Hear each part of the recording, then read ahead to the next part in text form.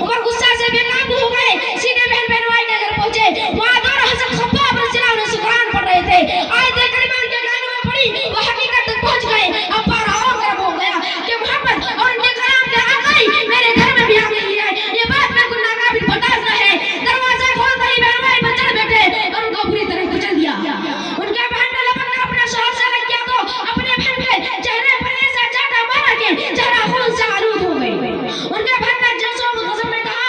قد اسلمنا و شہدنا، ہم اسلام لا چکے ہیں اور محمد صلی اللہ علیہ وسلم کی پیروی کی ہے، اب آپ کی جو مرضی کر گزاریے، ہم اسلام سے پھرنے والا نہیں ہے۔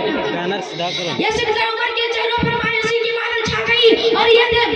اور اپنے بہن کے چہرے پر خون دیکھ کر صدمہ بھی محسوس ہوا۔ پھر بے قرار ہو کر بولا، اچھا وہ کتاب جو تمہارے پاس ہے ذرا مجھے بھی پڑھنے دو نا، جس نے تم پر دیوانگی کی تاریخ کر رکھی ہے۔ ان کے بہن نے کہا، نہیں تم ناپاک ہو، اس کو صرف پاک لوگ ہی چھو سکتے ہیں، اٹھو غسل کرو۔ عمر نے غسل کیا، پھر کلام اللہ لیا، پھر بسم اللہ الرحمن الرحیم پڑھا اور کہنے لگے یہ بہت پاکیزہ نام ہے۔ پھر طٰہٰ فإنني أنا الله لا إله إلا أنا فاعبدوني وأقيموا الصلاة لذكری تلاوت کی۔ ان آیات قرآنی نے عمر پر جادو جیسا اثر کیا، پھر بول اٹھے، یہ حیرت